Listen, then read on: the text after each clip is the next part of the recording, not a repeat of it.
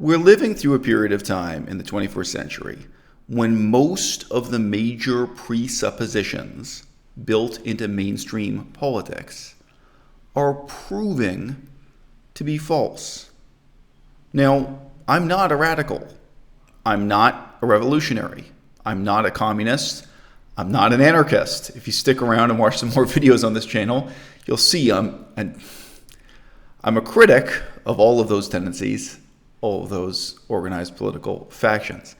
However, I'm a mainstream, moderate pragmatist who's willing to admit that most of the political assumptions that seemed unassailable and sacrosanct 200 years ago are now revealed to basically be nonsense.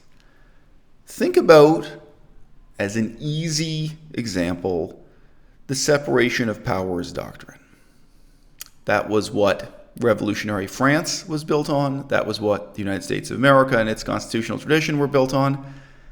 And if you think about what it's supposed to promise, what it's supposed to deliver, what it's supposed to protect, what it's supposed to ensure, it's just nonsense. And nobody even debates it. Nobody even cares. Right now, the streets of Portland, Oregon, a city of only 2 million people, have been on fire for 40 days continuously. We're having debates at various levels of profundity and shallowness about policing, not only in the United States of America, but also, interestingly, in France, two countries that are very much linked by their revolutionary tradition, by their first constitutions of that era in the 18th century. Have you read the French Constitution? It was written after World War II. It's not ancient, but it reflects and continues ancient errors.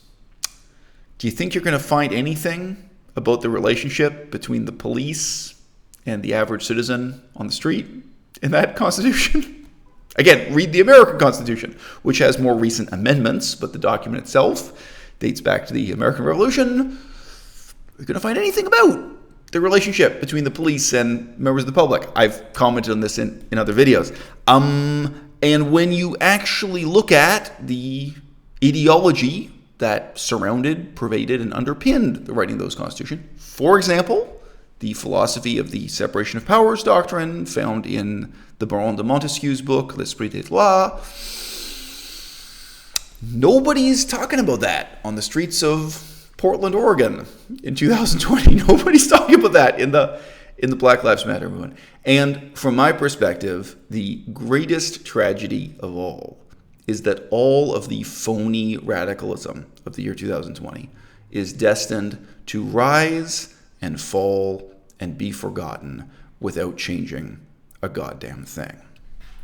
We have several recent parallels in Western politics, and I am not saying this to ridicule the pious intentions of the protesters involved, but as a pragmatist to learn from their failure. Extinction Rebellion occupied the streets of London, England, cost millions and millions of dollars in damages with a so-called peaceful protest that, from my perspective, was not terribly peaceful. From their perspective, was maximally disruptive. They use the term disruptive rather than peaceful protest. I just note enormous cost to the taxpayer. And, of course, some people went to prison and some damage done to property and so on. That can be evaluated. The pious good intentions of the protesters can be debated. The outcomes cannot.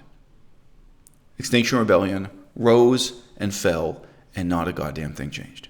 Nothing was accomplished. Point to one piece of legislation, point to one positive outcome from their movement. And what are they trying to do now? With their little YouTube channel, they're trying to rub their magical social media sticks together and get a spark of public interest again to just repeat exactly the same strategy over again, to the same methods. And I notice they're now using more explicitly Marxist rhetoric of class warfare. They're now claiming they're going to organize the working class against other classes. Before, they tried to claim they were above such petty political distinctions, but I guess times change. Anyway, they're trying to rile up the masses once again to have the same kind of quote disruptive unquote protest. However much you might sympathize with the outcomes that the protesters involved in Black Lives Matter or the particular anarchist groups in Portland, Oregon, if you sympathize with the outcomes they say they're pursuing, you have to admit to yourself, this is not the way to get there. Now, in the case of Extinction Rebellion, I don't sympathize with the outcomes they're pursuing. I don't sympathize with the methods. I reject the whole thing entirely. I question the whole thing entirely, and I think I've questioned it fruitfully. I think I quite accurately predicted what would happen with that movement in my assessment of what it was, stage by stage, and we can now sit back and see the outcomes.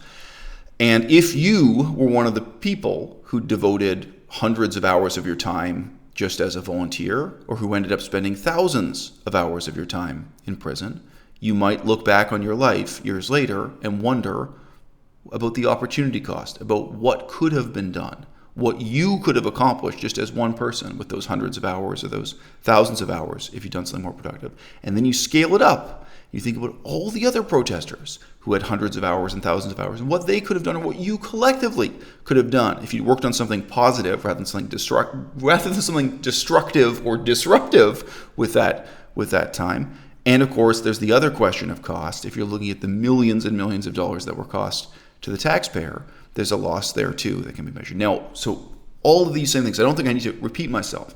If we can look at the rise and fall of Extinction Rebellion in England, and then we can take a glance to the United States of America and the rise and fall of public outrage following after the murder of George Floyd, all of the same questions can be asked. And tragically, I mean, I say this sincerely, tragically, we have to come to the same conclusions.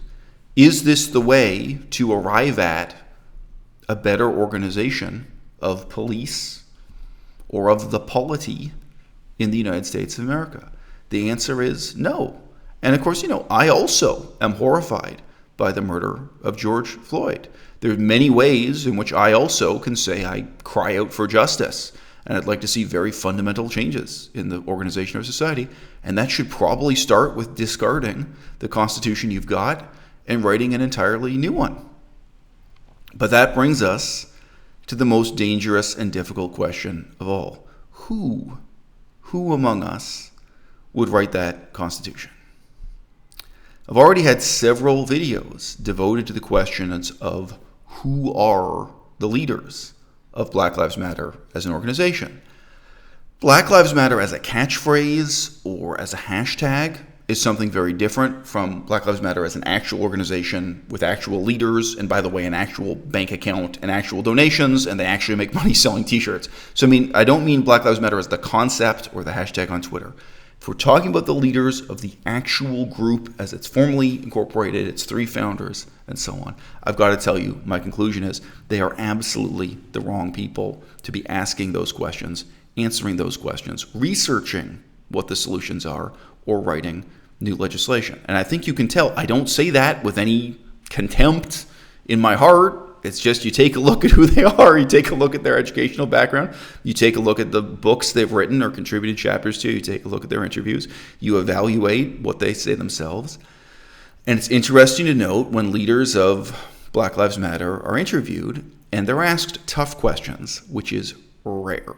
They're normally asked a lot of softball questions like, isn't it just wonderful to think that you started with this Twitter account and now you can change the world?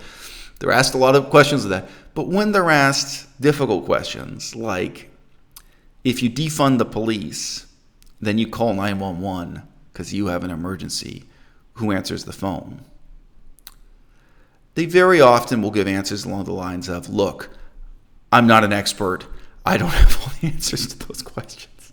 And that precisely raises the problem of, who are the experts, or who is going to do the research? Who is going to have the answers to those questions? I think, again, there's a very close parallel between Extinction Rebellion in England and the disorganized protests and riots that erupted after the death of George Floyd. We can call them the Black Lives Matter protests of the year 2020. One of the most fundamental things they have in common is this: outpouring of anger, dissatisfaction, disruption, But fundamentally, what the protesters are doing is saying, here's the problem. Now we want the government to solve it. Now we want the government to fix it. And, Extinction Rebellion are actually explicit in articulating this. Extinction Rebellion, one of the reasons why, for example, they don't advocate veganism, they don't encourage a vegan diet, is because they say they do not advocate any particular solution. They merely advocate the importance of the problem and demands that the government do something to solve it. That's it. That's their agenda. So they're not going to get into veganism. They're not going to get into water quality questions or particular power plants or solar power versus wind generation. No details, no explanation. No. Just have the riots, make the demands, and then somebody else is going to solve the problem. And this is ultimately a very childlike attitude towards politics. The attitude is throw a tantrum and the grown-ups, they'll respond to your tantrum and solve your problems. And we, as the children throwing the tantrum, apparently don't have to be worried about the solutions. And that's what the demands to defund the police really are. They're a tantrum. And right now in Portland, in miniature, this is playing out again with even greater levels of absurdity. People seem to think that they have the civil right to literally assault the police and burn down police buildings and attack federal agents using fireworks, and they ought to be able to do so with impunity as a quote-unquote peaceful protest. Somehow doubt the authors of the Constitution had this in mind under the definition of peaceful protest at the time. And apparently federal agents have no right to respond with force. This is truly surreal in a country where if someone steps on your lawn, you're allowed to shoot them dead for trespassing. I mean, the rights of self-defense normal citizens have compared to these policemen and federal agents who were stuck inside a courthouse that was being assailed by explosives, mostly fireworks, and people tried to light it on fire. They were inside looking out at this. Yeah, so as I say, the generalized absurdities of the protests of 2020 were repeated in miniature and with greater intensity in Portland just in the last few weeks and the last few days. So my overall theme for this video is to draw your attention to the extent to which mainstream Western politics, not the left-wing fringes of communism and anarchism, and not the right-wing fringes either, not the right-wing libertarians or something, but the absolute center of pragmatic mainstream politics in the West is really based on a lot of completely false assumptions that rarely go examined or discussed in any profound way whatsoever. And of course, it's times like this, it's when you have real problems that they should be examined, and we should start to come up with new solutions, and we should start to reject those assumptions of the past. In my prior video, the one uploaded immediately before this, what I was indirectly doing was questioning the consensus gentium that's really attached to the intellectual legacy of John Stuart Mill. John Stuart Mill was an author, he was a philosopher, he was also an elected politician. And what I'm saying now is what's attributed to John Stuart Mill. You might say it's Millism. I'm not so much directly quoting Mill's own works himself, and I know if you get into the details on this, you can find John Stuart Mill sometimes saying one thing and sometimes saying the exact opposite. He was a human being, he was a politician. It's not like quoting the Ten Commandments, put it that way. The overall concern John Stuart Mill had throughout his life, and this is really immortalized in his autobiography more than it is in any kind of particular manifesto or his writings about the philosophy of utilitarianism. His concern was about the ethical status of minorities in a democratic society. And what did he mean by minorities? It is stated incredibly politely and indirectly, but one of the things he had in mind was the status of sexual minorities, meaning homosexuals, gays, and lesbians, right? Now, at the time he wrote his autobiography, he cannot even admit this. I mean, it is so strangely censored or self-censored. You've really got to know what to read between those words. And, he's worried about how a man could lose his job and be kicked out of political office and be kind of hounded out of society in England at that time. If, for example, he should tire of the company of his wife and being unable to get a divorce, start living with another woman. And you understand, John Stuart Mill himself was never in that situation. He had a female friend, and some people said this was his situation, and she was married to another man. But that was a completely platonic friendship. How dare you think? I mean, it's interesting to note that one type of minority he was interested in, today we would be able to articulate very easily as the problem of gay rights, and that was an intensely, belligerently homophobic society, but also a society of Christian purity or Christian Puritanism, you could say, where people really did actively want to punish those who dared to cheat on their wives or ended up in these kinds of complex situations. They had one marriage that drifted apart. They hadn't lived in the same house for 10 years, and now they're sleeping with someone else. These things have always existed, but he was very sensitive to that. Other issues that interested him especially was the status of the British Empire in India. So you had, for him, obvious questions like the status of Indian people who were living in England, the status of the British Empire in India, and then also, for example, the treatment of Jews by a Christian majority country. All right. I say consensus gentium because what came out of these reflections and ruminations from John Stuart Mill, and what I was literally taught in the classroom on the chalkboard in a Canadian University Department of Political Science, was this. So the conclusion is, in a democracy, what you need is pluralism, is to divide the society up into hermetically sealed self-governing units where the majority does not have the opportunity to oppress the minority. Problem solved. So this grand design was followed in England and Canada. This grand design leads to Canada having Catholic schools funded by taxpayers. We don't have separation of church and state, where people raise their children steeped in Catholic doctrine and only knowing other Catholics, never being exposed to any other religion or worldview from cradle to the grave.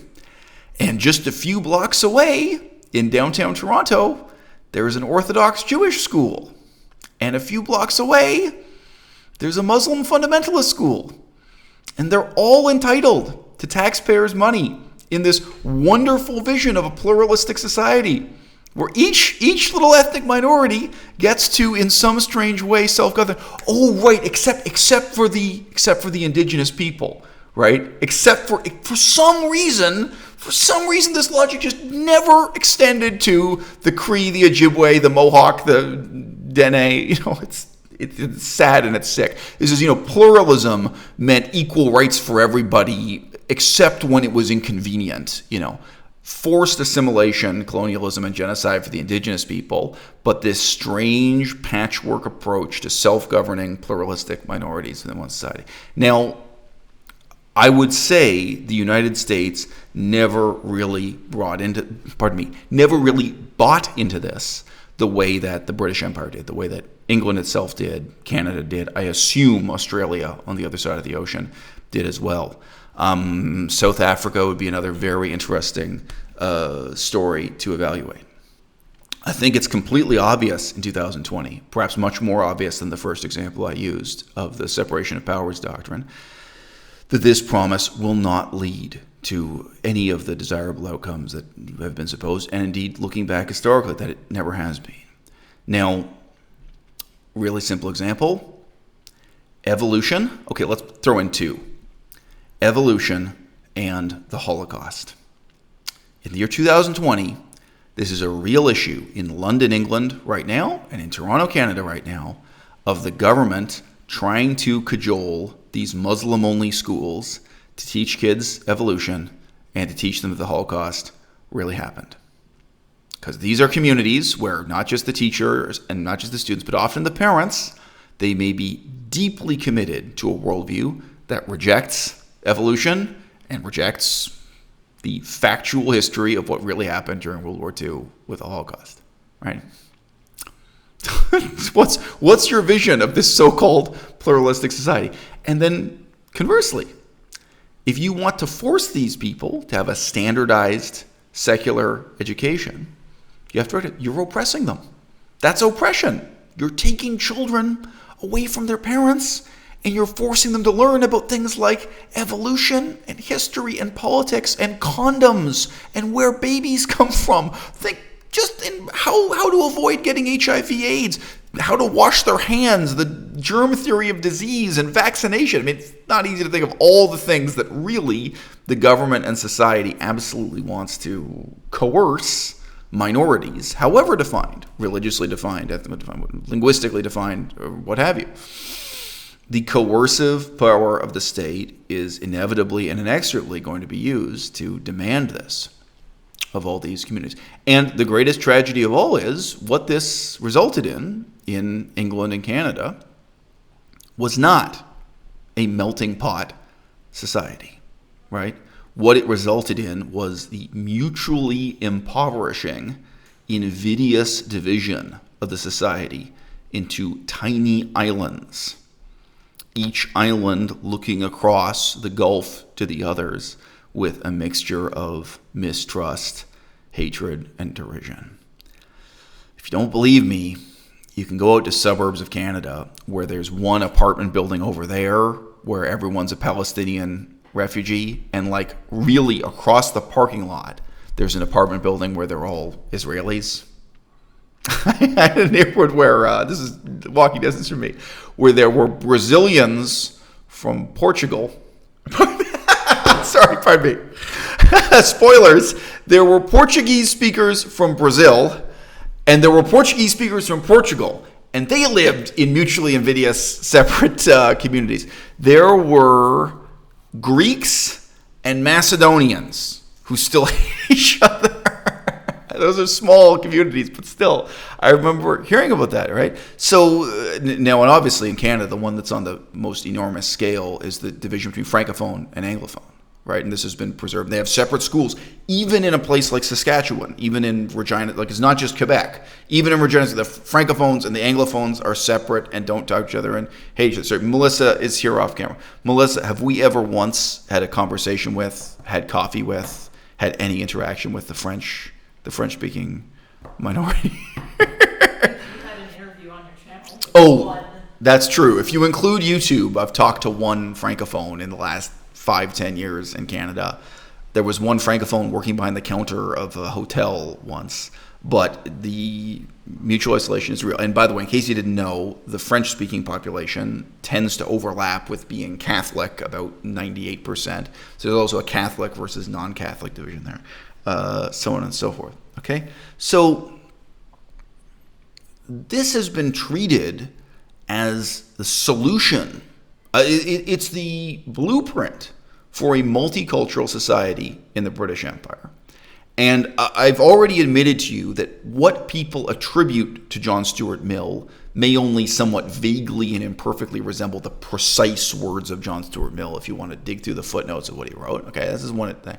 But the other thing to remember is almost nobody actually reads John Stuart Mill anyway. People in power, whether in Canada, England, around the world, this is an incredibly influential doctrine. Mostly they just talk about multiculturalism. They talk about globalization. They talk about these, and they have no idea what the history is, how this emerged out of the British Empire conquering India. And by the way, the sincere concerns of John Stuart Mill and a few of his contemporaries about the fact that he lived in a society where it wasn't safe to be a homosexual, it wasn't safe to cheat on your wife. It's true. It really wasn't safe to be a Hindu living in Anglican England, and he saw the way Jews were treated quite badly by the Christian majority, and he really said, whoa. This democracy thing, which was already quite limited in England at that time, maybe democracy needs to be limited precisely because of the problem of the majority oppressing the minority. That really was the basis for the creation of multiculturalism as we now have it. And although, again, the influence was not as direct, I would say it's also underpinning a great deal of what we see today in the United States, whether it was employed cynically, as it definitely was in the post-World War II period with the creation of redlining policies, with the creation of separate schools for black people and white people, which was never constitutional. It was never even legal, but the United States government did it everywhere. I mean, an amazing kind of government conspiracy created racially segregated schools throughout your whole country. And a lot of that happened after World War II. I mean, obviously, some of it goes back to slavery, but you'd be surprised. A lot of it's not that ancient. Separation of, this is pluralism, right? This is the creation of an invidious divide. And it's an invidious divide that in 2020, when all of us can look into one another's eyes and see and appreciate one another's humanity in a way that was perhaps much more difficult in an era when, for most people, the only black person whose voice they ever heard was Louis Armstrong on the radio. I mean, that's real. You got, sorry again, if you're not as old as me, but when I was talking to people my grandparents' age, they really, there really was a time when who black people were was quite hard for them to understand. The only interface they had with black culture was through figures like Louis Armstrong and the very strange representation of African Americans in cinema here and there.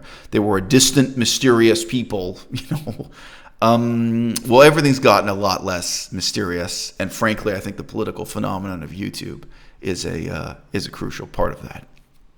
I had one regular viewer of the channel write into me, and he said, and again, I know he has good intentions.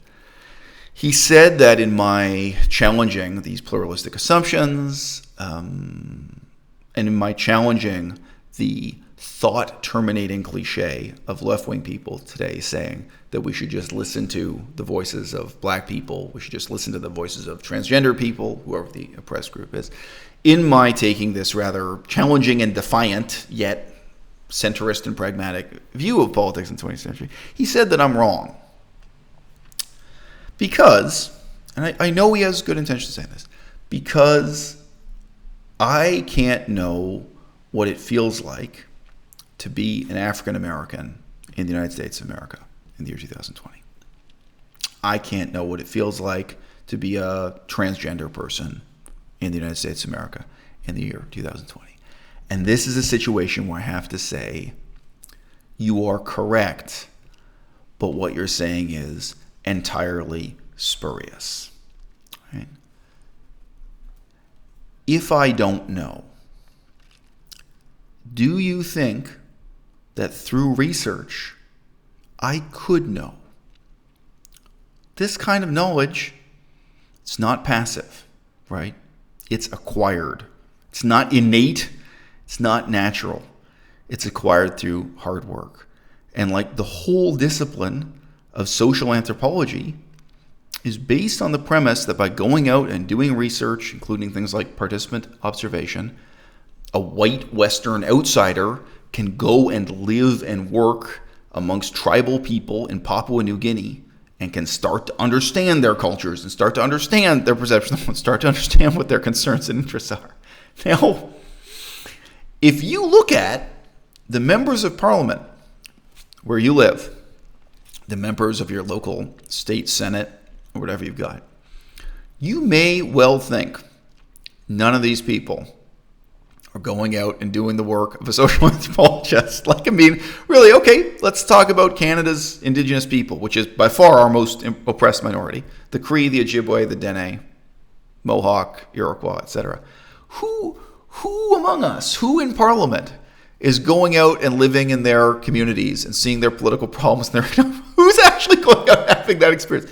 That's a great question. I mean, who is there in the American Senate who's going out and living in, the slums of Chicago and is going and visiting their schools and looking at what the situation is and the problems of the education system and the economic problems, and it's looking at the policing problems and it's going to the precinct and talking to criminals? And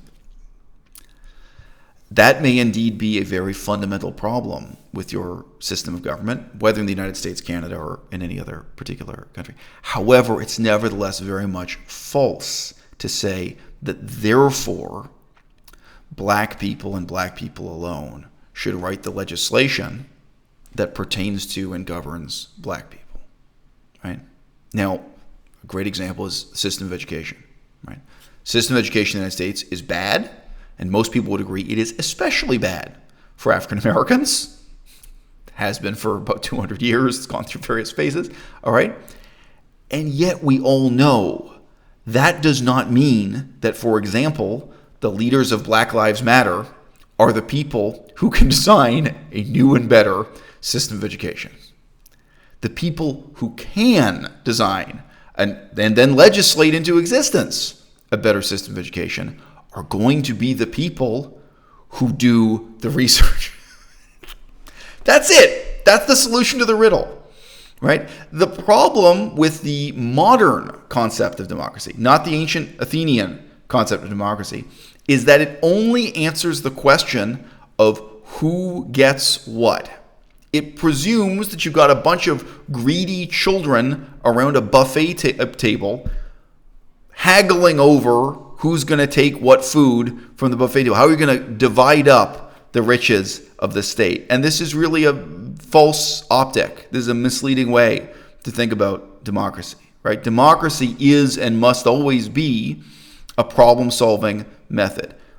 I completely concede the point that protest can make a society aware of a problem, right? It can raise the question.